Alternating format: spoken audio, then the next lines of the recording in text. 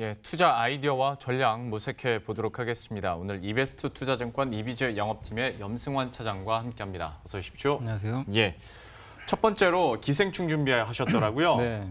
금요일 출연자로서 어쩔 수가 없습니다. 저희가 일주일 동안 얘기 정말 많이 네. 해서 웬만한 것들은 다 압니다. 네네. 좀 새로운 얘기가 아니면 안 될 것 같은데 부담이 되시겠지만 좀 어떻게 네. 풀어가시겠어요? 아니 뭐 전 영화 얘기하려고 나온 게 아니고 네. 사실 이제 드라마 얘기하려고 나왔어요. 예. 그러니까 무슨 얘기냐면 기생충 때문에 그게 계기가 돼서 사실 그동안 미디어나 콘텐츠가 상당히 좀 안 좋았었잖아요. 안 네. 좋았다가 이번에 갑자기 뭐 어제 같은 경우 뭐 CJ ENM도 막 그렇죠. 급등을 할 정도로 좀 갑자기 이제 K 콘텐츠에 대한 이제 관심들이 높아지는데 사실 그냥 기생충뿐만이 아니라 우리나라 사실 이제 이런 뭐 드라마든 영화든 콘텐츠가 우수한 거는 다들 좀 어느 정도 알고 계실 거예요. 넷플릭스가 한국에 이제 공격적으로 투자를 한다라고 분명히 예전에 컨퍼런스 콜에서도 언급을 할 정도로 아시아 시장을 공략하기 위해서는 결국 이제 한국 콘텐츠를 그냥 무시할 수 없는 지금 상황으로 가고 있는데 네. 이런 상황 속에서 이제 봉준호 감독이 정말 큰 일을 하면서 더욱더 이게 좀 저는 계기가 지금 더 빠르게 좀 발생을 했기 때문에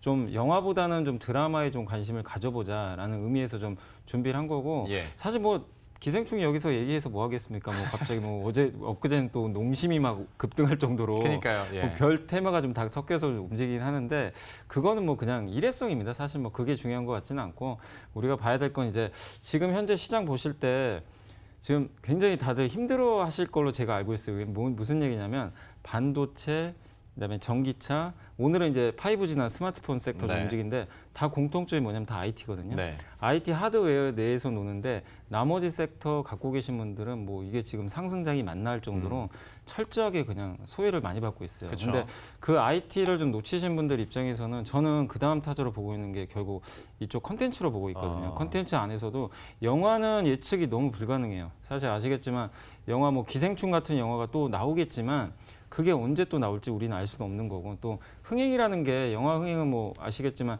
기대했던 게 흥행하기도 하고 안 하기도 하잖아요. 예. 그래서 너무 어려운데 드라마는 상대적으로 예측이 쉬워요. 그리고 작가를 보면은 어느 정도 그게 나오는데 특히 이제 저는 이제 국내 K 콘텐츠 중에서 드라마를 좋게 보는 게 뭐 노희경 작가도 있고 뭐 김은숙 작가 되게 유명하잖아요. 네. 이런 분들이 꾸준하게 지금 필력을 발휘해가면서 좋은 작품들을 쓰는데 이게 여기서 끝나는 게 아니라 계속 이어지기 때문에 스토리가 그래서 저는 좀 드라마 쪽에 좀 계속 관심을 좀 가지시라고 해서 오늘 이제 그 부분 때문에 좀 가져온 거고 특히 그리고 드라마가 안정적인 이유가 뭐냐면은 영화는 이제 대규모 투자들이 많이 들어가는데 실패하면 돈을 다 날려버리는데 네.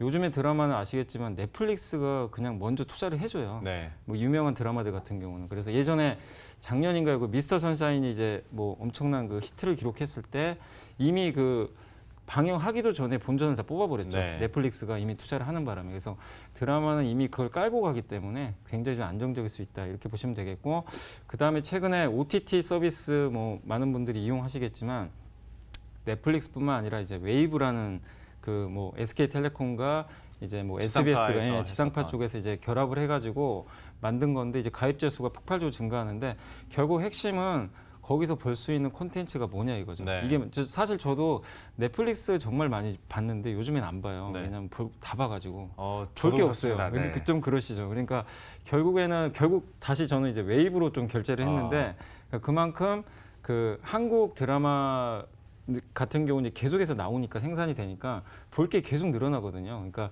그런 관점에서 봤을 때 우리 한국의 드라마 중 콘텐츠에 대해서 저는 기생충을 좀 뭔가 계기가 돼서 재평가할 수 있는 그런 스타트 지점이 좀 왔다. 저는 이렇게 보고 있습니다. 그리고 주가들도 그렇게 비싸진 않기 때문에 한번 그런 관점에서 드라마 제작사들 제가 뭐 스튜디오 드래곤, 에이스토리, 쇼박스 좀 말씀을 드릴 건데 이 중에 뭐 스튜디오 드래곤하고 에이스토리는 아마 많이들 아실 거예요. 뭐 드라마 관련해가지고 스튜디오 드래곤은 사실 어제 실적이 좀 적자 나와가지고 오늘 좀 주가 빠지는데 사실 오늘 좀 방송 오면서 차라리 잘 됐다 싶더라고요. 왜냐면은 그 오히려 좀 이렇게 전 빠질 때가 좋다고 봅니다. 이게 무슨 얘기냐면 이런 이 컨텐츠 기업들 투자하실 때 솔직히 저는 이렇게 이제 많은 분들한테 묻고 싶어요.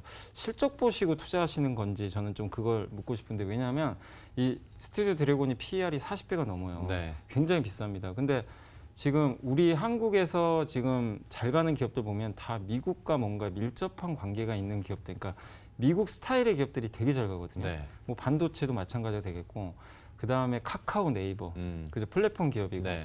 근데 미국형 기업 중에 하나가 바로 이런 콘텐츠 기업이에요. 생각해 보니까 그러네요. 예. 네. 근데 그런 거를 잘 만드는 기업이 사실 한국에 많지 않은데 대표적인 게 사실 스튜디오 드래곤 이제 무용지를 만드는 거잖아요. 이게 단지 4분기 실적이 안 좋았으니까 이제 끝났어. 이렇게 볼 것이냐. 앞으로 넷플릭스 들어오고 디즈니 플러스도 이거 진출했잖아요. 네. 거기다 HBO도 투자하고 이게 미국에서 열려요. 이게 근데 미국에서 끝나는 게 아시아로 오고 한국 내에서도 통신사가 투자 들어가고 결국 콘텐츠 시장은 앞으로 저는 계속해서 성장한다 보기 때문에 스튜디오 드래곤 단지 그냥 실적 때문에 여러분들이 그냥 무시하지 마시고 오히려 좀 저는 저가 매수할 수 있는 좀 기회라고 보고 있고 그다음에 올해 봤을 때 흥행 한 4편 정도 기대하는데 요즘에 뭐 사랑의 불시착 워낙 뜨거운데 제가 검색해 보니까 중국에서 검색량이 장난 아니게 늘어나고 있다고 그러더라고요. 그러니까 아직 중국으로 수출을 못 하는데 관심이 그만큼 높고 중국이 열려주면 뭐 좋은 거고 거기다가 더킹 영혼의 군주 뭐 김은숙 작가가 만든 거라고 하는데 이게 또 조만간 좀 나온다고 하니까 그 외에도 한 2편 정도 더 기대작이 있으니까 관심 있게 보시면 좀 좋을 것 같고요. 두 번째 이제 A 스토리는 이제 킹덤이 그 3월 달에 방영합니다. 킹덤 시즌 2 이제 넷플릭스 다시 저 결제해야 될 것 같은데 이거 보려고 워낙 또 시즌 1 재밌게 봐가지고 그래서 그 모멘텀이 있고 마지막으로 좀 의아하실 거예요. 왜 갑자기 쇼박스지? 영화 관련주로 다들 알고 계실 텐데 그 혹시 이태원 클라스라고 보셨는지 모르겠습니다. 요즘에 굉장히 좀 시청률 올라가는데 모 방송국에서 하고 있는데 그게 이제 스카이캐슬 회당 그 시청률 기록을 갱신을 하고 있다고 그러더라고요. 좀 비슷한 그거보다 좀 더 빠른 속도로 제끼고 있다고 하는데 쇼박스가 이제 제작을 한 거거든요. 그래서 그동안 영화만 하다가 드디어 드라마 쪽으로 이제 방향을 잡았어요. 그렇기 때문에 저는 영화만 있다면 이 기업 투자라고 절대 안 합니다. 근데 쇼박스가 이제 올해 한 2편 정도 할 거고 매년 한 2편 정도씩 드라마 만들 거라고 하는데 이미 지금 이태원 클라스로 증명을 해주고 있거든요. 그런 관점에서 이 쇼박스도 한번 좀 새로운 종목으로 여러분들이 보시면 좀 좋을 것 같습니다. 참 웹툰 기반으로 한다는 것 자체가 벌써 좀 어느 정도 흥행을 보장한 상태에서 이태원 클라스가 지금 성공적으로 계속 이어지고 있는데 관련해서 쇼박스 얘기를 해주었고 참 생각해 보면 우리나라에서 유독 그러니까 넷플릭스나 아니면 디즈니는 참 잘 가는데 스튜디오 드래곤은 탄력성을 참 많이는 못 받긴 합니다. 그래도 이렇게 조정을 받을 때 기회가 될 수 있다라고 얘기를 해줬으니까요. 좀 관심 있게 지켜보도록 하겠습니다. 다음 이슈로 넘어가자면 실적 시즌이잖아요. 근데 얘기를 상대적으로 덜 하게 됩니다. 뭐 코로나19 때문일 수도 있고 또 기생충 때문일 수도 있고 다른 굵직한 뉴스들 때문일 텐데 글쎄요, 좀 남은 시간 동안의 전략은 충분히 있을 거라고 생각이 돼서요. 어떻게 보십니까? 네, 제가 지난 시간부터 이제 실적 괜찮은 중소형주 좀 소개시켜드린다고 말씀드렸는데 지난주에 뭐 말씀드렸던 종목들도 좀 괜찮게 올라갔던 것 같고 오늘은 이제 두 종목 제가 갖고 왔는 한독하고 그 슈프림이라는 기업인데 한독 같은 경우는 이제 그 바이오 뭐 어떻게 보면 제약 바이오 회사인데 많은 분들이 요즘에 제약 바이오 아무도 관심이 없는 것 같아요. 정말 너무 침체돼 있는데 근데 기억하실 거예요. 제가 예전에 여기 와가지고 LNC 바이오 그다음에 동국제약도 말씀드린 거 기억하시고 그때 컨셉이 뭐였습니까? 숫자가 찍히는 걸 하자 그랬잖아요. 그러니까 한독도 똑같아요. 이번에 4분기 실적 나왔는데 그냥 두루뭉실 뭐 임상이 성공한다 이거는 이제는 안 통합니다. 절대 안 통하니까 돈 버는 기업을 보셔야 되는데 한독이 거기에 딱 맞는 기업이고 이번에 4분기 영업이익이 기대치를 상회했고 그 이유가 케토톱 아시죠? 워낙 유명한 제품이니까 이게 지금 서프라이즈하게 좀 매출액이 좀 증가하면서 마진도 되게 좋거든요. 일반 의약품 쪽에서 마진이 확대되면서 실적이 좋았고 그리고 한독이 저는 좀 매력 있다고 보는 게 바이오를 그러니까 제약 바이오도 해요.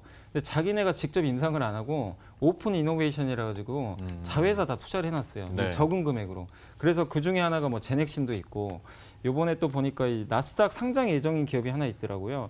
레졸루트란 그 기업인데 초기 투자액이 한 270억밖에 안 돼요. 근데 조만간 나스닥 상장한다 그러고 또 SCM 생명과학이라고 이 기업도 조만간 코스닥 상장하는데 겨우 투자금 30억 가지고 투자를 해가지고 상장까지 시킬 정도로 그러니까 리스크는 자기가 직접 짊어지지 않고 자회사한테 떠넘기고 알짜로 좀 해가네요. 자회사가 대박 나면 고스란히 받는 거잖아요. 그러니까 손실도 없고 그리고 본업에서도 너무 잘하고 이런 기업이 저는 대안이라고 보거든요. 그러니까 바이오에 그냥 너무 임상에만 올인하는 그런 기업들의 투자에서는 리스크가 너무나 큽니다.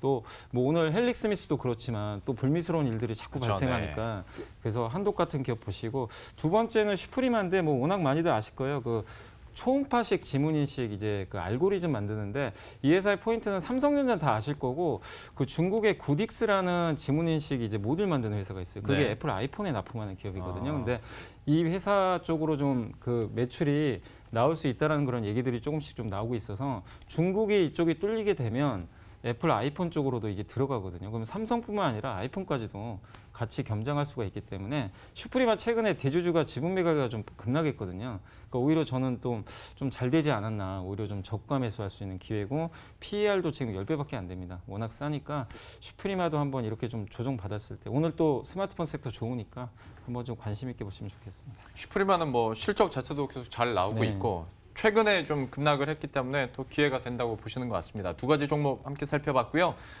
다음 주에 또 우리가 포인트로 봐야 될 일정들 뭐가 있을까요? 다음 주에 뭐 굵직한 이슈는 없고 그냥 2월 19일 날 FMC 의사록 정도 있는데 그 얼마 전에 그 앨런 의장이 그 이제 그 파웰 의장이 얘기한 것처럼 뭔가 좀 안 좋아지면은 양적 완화하겠다 이렇게 밝혔기 때문에 FOMC 의사록에도 그런 얘기들이 나오는지 한번 보시면 좋을 것 같고 그다음에 2월 21일 날 이제 이란 총선인데 과연 이제 반미 또 이 친미냐 반미냐 이렇게 좀 나눠져 있는 것 같더라고요. 거기서 누가 이기는지 그것도 한번 체크해 주시면 좋을 것 같고 결국 그러니까 다음 주에 굵직한 이슈는 없는 가운데 다음 주 정도에는 지수가 좀 저는 좀 쉬어간다고 보고 있는데 많이 올랐잖아요. 지금 코로나 네. 사태 이전 다 회복했는데 2200선 안착을 좀 당분간 테스트를 해야 된다고 봅니다. 그러니까 지금 올라와서 2250까지 왔는데 여기서 시장이 진짜 강하다면 2200은 저는 깨면 안 된다고 보거든요. 그래서 직접적으로 그게 지지가 계속 되는지 다음 주 체크하시고 마지막으로 뭘 살 거냐 이건데 지금 반도체, 전기차, 스마트폰 또 5G 네. 아니면 안 가요. 그래서 정말 답답. 그나마 이제 이번 주에 갔던 게 미디어거든요. 네. 이쪽밖에 안 가는데 근데 어쩔 수 없습니다. 당분간 갈 만한 게 없어요. 다른 쪽 모멘텀이 너무 약해가지고 그래서 이쪽에 조정이 만약에 나오면 계속해서 이쪽 아까 말씀드린 미디어 쪽 말씀드렸고 슈프리마도 지금 이쪽에 이 주도 섹터에 속해 있잖아요. 이런 것들 계속해서 좀 눌림목 줄 때 관심 있게 보시면 좋겠고 마지막으로 4분기 실적 잘 나온 기업들 계속해서 뭐 보는 수밖에는 지금 없는 것 같습니다. 그래서 선택과 집중 계속 하시면 좋을 것 같습니다. 2200선 지지 여부와 함께 실적 잘 나오는 종목들 보자. 특히 뭐 반도체, 전기차, 미디어 얘기를 해주셨는데 외국인은 뭐 전기차, 반도체 뭐 계속 집중적으로 사고 있기 때문에 다음 주에도 이 종목군 계속 봐야 될 것 같습니다. 지금까지 이베스트 투자증권 이비주 영업팀의 염승환 차장과 함께했습니다. 고맙습니다. 네, 그럼 저희도 여기서 인사드리도록 하겠습니다. 이번 주장도 마무리 잘 하시고요. 저희들은 다음 주 이 시간에 또 새로운 전략 들고 다시 찾아뵙도록 하겠습니다. 시청해주신 여러분 고맙습니다.